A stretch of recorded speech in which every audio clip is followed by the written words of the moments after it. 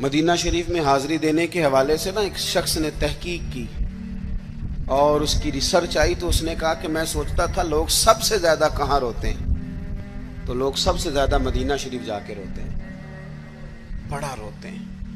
بڑی امید ہے سرکار قدموں میں بلائیں گے، کرم کی جب نظر ہوگی مدینے ہم بھی جائیں گے، اور اگر جانا مدینے میں ہوا ہم غم کے ماروں کا تو مکینے گنبد خضرا کو حال دل سنائیں۔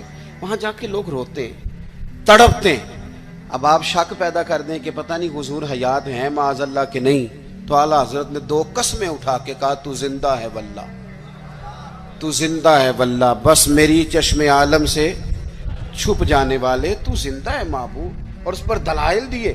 تو میرے عزیز انہوں نے ہمارے عقیدے پکے کیے۔ پھر بھی اگر کوئی کچی پکی باتیں کرے، سویرے کچھ کہے، دوپہر کچھ کہے، شام کچھ کہے، تو وہ بندہ کمزور پڑا ہے، ورنہ ہماری فکری قیادت نے ہمیں دلائل سے، کتب سے، حوالہ جات سے مزین کیا۔ تیسری بات، اعلیٰ حضرت بریلوی کہتے ہیں علم کا شوق پیدا کرو۔ اعلیٰ حضرت خود مرید ہیں ایک سلسلے میں، اور مرید اس طرح کے کہ غلامی والے مرید ہیں۔ آج کل زیادہ تر لوگ مرید نہیں ہوتے، ناراض نہ ہونا، اگر کوئی پڑھا لکھا بندہ ہو تو وہ ویسے بھی مرید نہیں ہوتا، وہ اگر ہو کبھی تو خلیفہ ہی ہوتا ہے ڈائریکٹ، مرید نہیں ہوتا، مزاج نہیں، مرید ہونے کا مزاج نہیں، یہ طبیعت نہیں۔ آج کل لوگ شاگرد بھی نہیں ہوتے، ناراض ہو گئے آپ لوگ، ہو جائیں کوئی مسئلہ نہیں، میں نے تو ابھی چلے جانا ہے، ہو جائیں بے شک۔ آج کل لوگ شاگرد بھی اس طرح لگتا ہے کہ جس طرح کوئی امدادی کتاب نہیں ہوتی، اس طرح استاد سے کوئی تھوڑا سا نا گائیڈ لائن لیتے ہیں، ورنہ وہ شاگرد ہونے کو تیار نہیں ہے۔ میں صحیح بتاتا ہوں، آپ بہت سارے شاگردوں کو میری ملاقات ہوتی ہے اور بعد میں وہ کہتے ہیں نا میں استاد جی کو بیٹھا سا، تو میں چونکہ دیہاتی آدمی ہوں، میرا 2 ڈنڈے لگانے کو بھی دل کرتا ہے، تجھے پتہ ہی نہیں استاد جی کے پاس کیسے آیا جایا کرتا ہے، تجھے خبر ہی کوئی نہیں۔ میں تجھے بتاؤں بریلی کے امام کیا بتاتے ہیں۔ حضرت عبداللہ ابن عباس کو نبی پاک صلی اللہ علیہ وسلم نے دعا دی تھی کہ اللہ تجھے فقاہت دے، دین کی سمجھ دے۔ حضور کی دعا سے بھی اللہ دے دیتا۔ حضور تو حضرت ابو ہریرہ کو خالی بظاہر خالی چلو بھر کے ڈال دے تو اللہ تعالیٰ اس سے قوت حافظہ دے دیتا ہے، تو یہاں تو دعا دی تھی، لیکن ان کا ذوق علمی کیا بنا، یہ اعلیٰ حضرت ملفوظات دیکھیے گا۔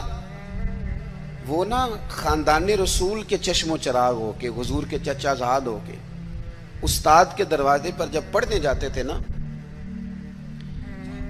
تو جا کے دروازے پہ دستک نہیں دیتے تھے، کہتے میں اپنے استاد کے دروازے پر کبھی حضرت ابی بن کعب کے پاس جاتا رضی اللہ تعالیٰ عنہ، کبھی حضرت زید بن ثابت کے پاس جاتا، میں جا کے باہر دروازے پہ بیٹھ جاتا، دستک نہیں دیتا تھا، ٹیلی فون نہیں کرتا تھا کہ پیر صاحب میں پہنچ گیا جی، ہار لے کے باہر آ جاؤ، باقاعدہ مرید صاحب آ گئے، جلدی کر لیں، استاد جی میں کب سے باہر کھڑا ہوں، یہ انداز نہیں۔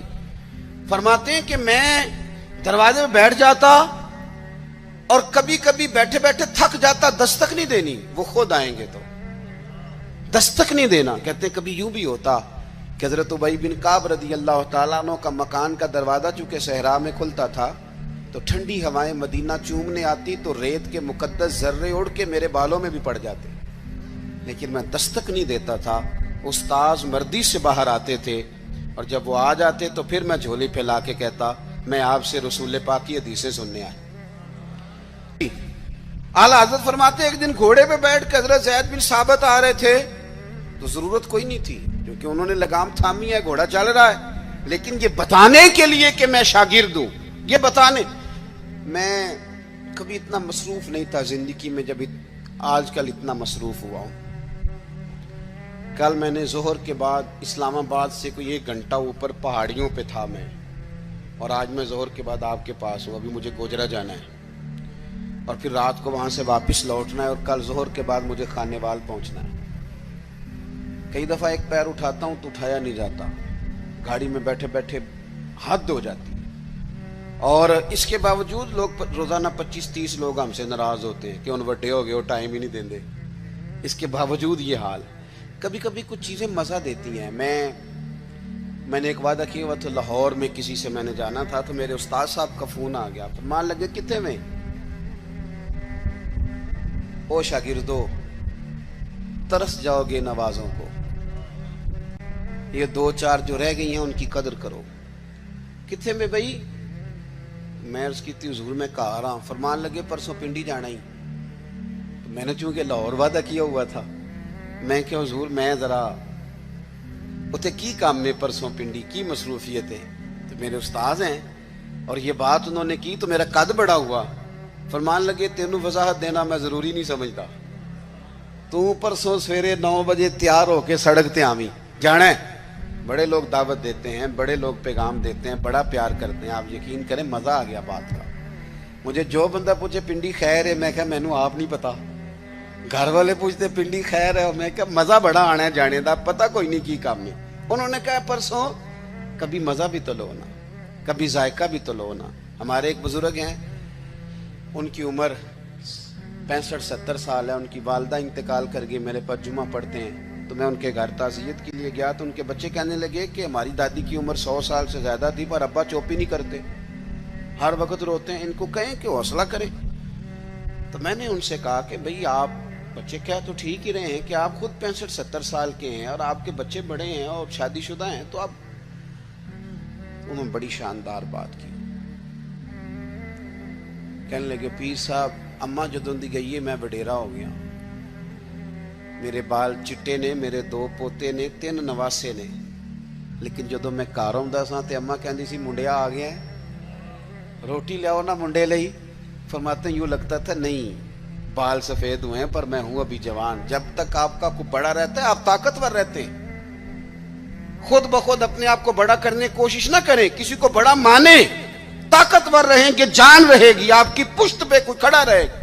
اور اگر نکل جاؤ گے چھتڑی سے تو طلباء کرام یاد رکھنا کمزور پڑ جاؤ گے. اگر پشت پہ کوئی ہوتا ہے تو بندہ طاقتور ہوتا ہے. ضرورت نہیں تھی حضرت زید بن ثابت رضی اللہ تعالیٰ عنہ کے گھوڑے کی لگام تھامنے کی, پر اعلیٰ حضرت فرماتے ہیں کہ آگے دوڑ کے, حضرت عبداللہ ابن عباس نے دیکھا نا میرے استاد آگے, دوڑ کے جا کے گھوڑے کی لگام پکڑی. تو حضرت زید بن ثابت کہنے لگے ہو میرے نبی کریم علیہ السلام کے چچا کے بیٹے یہ آپ کیا کر رہے ہیں؟ تو کہنے لگے ہمیں بتایا گیا ہے.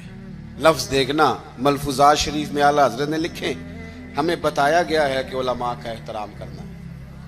جب انہوں نے یہ کہا تو حضرت زید بن ثابت گھوڑے سے نیچے اتر آئے, اور نیچے اتر کے حضرت عبداللہ ابن عباس ان کے شاگرد تھے, ان کے ہاتھ چوم لیے. انہوں نے کہا جناب آپ یہ کیا کر رہے ہیں؟ فرمانے لگے ہمیں بھی بتایا گیا ہے کہ خاندان رسول کا احترام کرنا ہے, ہمیں بھی یہ سبق دیا گیا.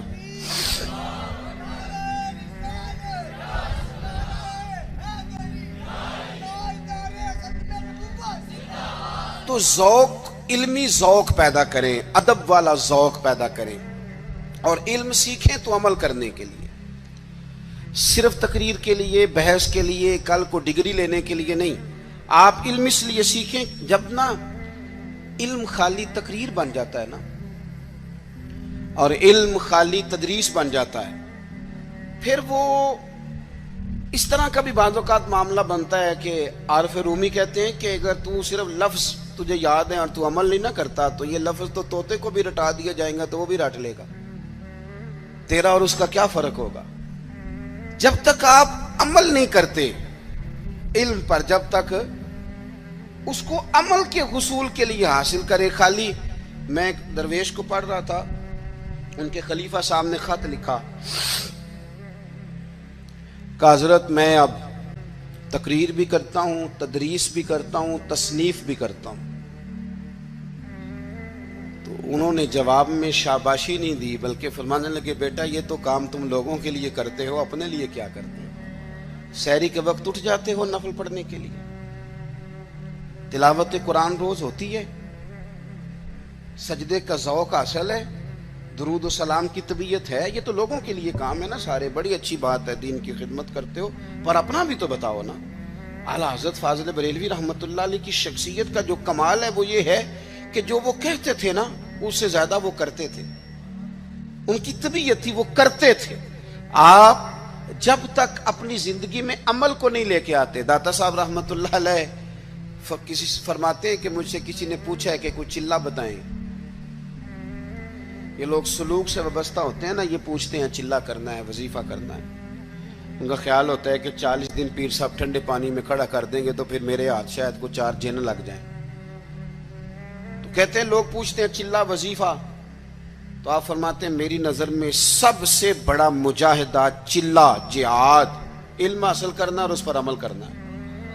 اس سے بڑا چلا کوئی نہیں. یہ چلا لگائیں, آپ کریں, عمل والی زندگی گزاریں, بد عملی والی جتنا سیکھیں اس پر عمل کریں. ہمارے ہاں ہم محافل میں جاتے ہیں تو لوگ کہتے ہیں جی آپ 30 منٹ تقریر کرتے ہیں, آج گھنٹہ سننی ہے. تو میں کہتا ہوں پچھلی 30 منٹ والی پہ عمل ہو گیا ہے, اور ہو گیا تو چلو اور کر لیتے ہیں. باقی یہ ہے کہ یہ تو آپ کو عمل کے لیے دین سیکھنا تھا. جتنا آپ عمل کریں گے. سید دیدار علی شاہ صاحب محدث الوری رحمۃ اللہ علیہ اعلیٰ حضرت کے خلیفہ ہیں. وہ کہتے ہیں کہ میں دوست تھا صدر اللہ فاضل سید نعیم الدین صاحب مراد آبادی کا. میں چونکہ دوست تھا تو سید صاحب اعلیٰ حضرت کی بڑے عقیدت مند تھے, تو اکثر وہ کہتے ہیں میں نے بریلی شریف جانا ہے. تو ایک دن میں پہنچ گیا مراد آباد, تو انہوں نے سامان باندھا ہوا تھا بریلی شریف جانے کے لیے. میں بھی پہنچ گیا تو کہنے لگے یار میری تو ٹکٹ ہے ٹرین کی, میں تو بریلی شریف جا رہا ہوں. تو کہنے لگے یار آپ ہر وقت وہیں جاتے رہتے ہیں, میں ملنے آیا تھا. تو کہتے ہیں مجھے کہنے لگے حضرت صدر اللہ فاضل سید دیدار علی شاہ صاحب سے کہ چل آپ تمہیں بھی لے چلوں, دونوں سادات ہیں, دونوں دوست ہیں. کہنے لگے میں نے نہیں جانا, سنا ہے وہ طبیعت کے ذات کے پٹھان ہیں تو طبیعت کے سخت ہیں, میں نہیں جاتا. کہتے ہیں انہوں نے میرا ذہن بھی بنایا, کوشش بھی کی, ذہن سازی کی, خیر میں تیار ہو گیا. جب ہم بریلی شریف پہنچے تو عصر کی نماز کی آخری رکعت چل رہی تھی. تو فاضل بریلوی کی طرف اشارہ کر کے کہنے لگے وہ دیکھو اعلیٰ حضرت بھی صف میں ہیں. تو مجھے کہنے لگے میرا وضو ہے. صدر اللہ فاضل بھی نماز میں شامل ہو گئے, میں نے وضو کرنا تھا. کنویں پہ ایک طالب علم مدرسے کا پانی نکالے وضو کے لیے تیار تھا, میں نے جلدی سے پانی آگے بڑھ کے لیا. تو مجھے کہنے لگا بابا جی پہلے پوچھ تو لیں. تو میں نے کہا شاید کسی طالب علم کی ڈیوٹی ہے, کیونکہ آپ کو پتہ ہے اللہ خیر کرے کچھ لوگوں نے مدرسے بنائے ہی اس لیے ہیں کہ طالب علم نوکری کریں گے. اللہ اکبر, اتنا کام کرایا جاتا ہے معاذ اللہ. اگر ان سے کہا جائے کہ آپ کا شہزادہ نور بھی باہر نکلے. میں نے تو اب دوستوں سے کہا تقوی کا معیار بھی بدل دو. پہلے کہتے تھے نا جی ہم نے کبھی مدرسے کی روٹی نہیں کھائی. میرے خیال میں تقوی یہ ہے کہ کھایا ہی مدرسے کی کرو, پتہ چلے بچے بیچارے کیا کھاتے ہیں, یہی کھاؤ تاکہ تمہیں سمجھ آئے. آپ یہ اپنے مزاج بدل کے دیکھیں کہ یہ اگر تو آپ اور آپ کے بچے بھی کھا سکتے ہیں تو ٹھیک ہے. پھر یہ کون سا معیار ہے بھائی؟ آپ کہتے ہیں میں نے کبھی کھائی نہیں, وہ کھانے والی ہے ہی نہیں. وہ آپ کے کھانے والی ہوتی تو ضرور کھاتے, اللہ ماشاءاللہ. آمدام برسر مطلب فرماتے ہیں طالب علم سے کہا پانی, تو کہنے لگا جی نہیں میں آپ نے پوچھا ہی نہیں. تو میں نے کہا چلو اجازت دے دو. تو کہنے لگے حضرت صاحب میں نابالغ ہوں, اپنی مرضی سے بھی اپنی چیز کسی کو نہیں دے سکتا. کہتے ہیں مجھ پہ چوٹ لگی. میں نے کہا یہاں علم نہیں پڑھایا جاتا, علم کا فیض بھی دیا جاتا ہے. یہ انداز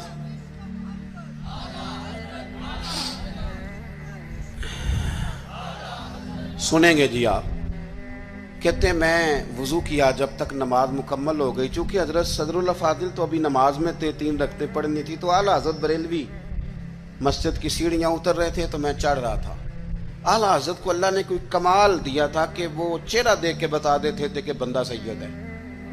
چہرہ دیکھ اللہ نے انہیں یہ انشراح صدر عطا فرمایا. کہتے ہیں پہلے تو انہوں نے نا میرے ہاتھ ہی چوم لیے, بات ہی رنگ ہی اور پکڑ گئی, اثر ہی بڑا ہوا. تو میں نے پوچھا طبیعت کیسی ہے؟